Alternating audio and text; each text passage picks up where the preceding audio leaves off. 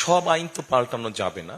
দেশের নানা প্রান্তে সভা সেমিনার সমাবেশ করছেন বিএনপি চেয়ারম্যান তারেক রহমান। ছুটে যাচ্ছেন ধনী দরিদ্রের দোরগোড়ায়। দল প্রতীক ও নিজের জন্য ভোট চাওয়ার চেয়ে বেশি শুনছেন মানুষের দুঃখ কষ্ট সহ নানা সমস্যার কথা। গুরুত্ব দিচ্ছেন সবার আগে বাংলাদেশ পলিসিকে, সাথে রাখছেন গুড বুক। মূল চাওয়াটা হলো আপনারা যদি সরকার হতে পারেন তাহলে আমাদেরকে একটা পুনর্বাসন করার একটা ব্যবস্থা করে দিতে হবে। এটাই আমাদের চাওয়া।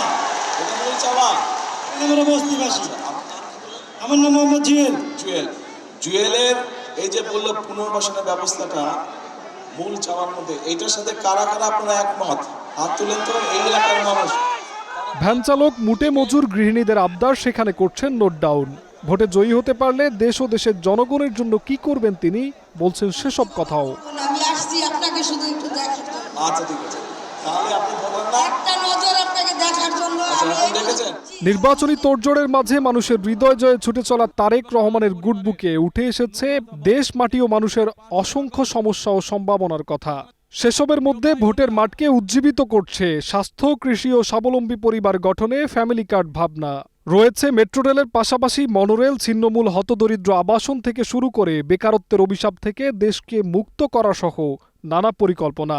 এছাড়া নারীর ক্ষমতায়ন, ধর্মনিরপেক্ষতা ও সংখ্যালঘু অধিকার, দ্বিকক্ষ বিশিষ্ট সংসদ, রাষ্ট্রীয় ক্ষমতার ভারসাম্য প্রতিষ্ঠা সহ পূর্বের ৩১ দফাও ঠাঁই পেয়েছে বিএনপি চেয়ারম্যানের গুড বুকে।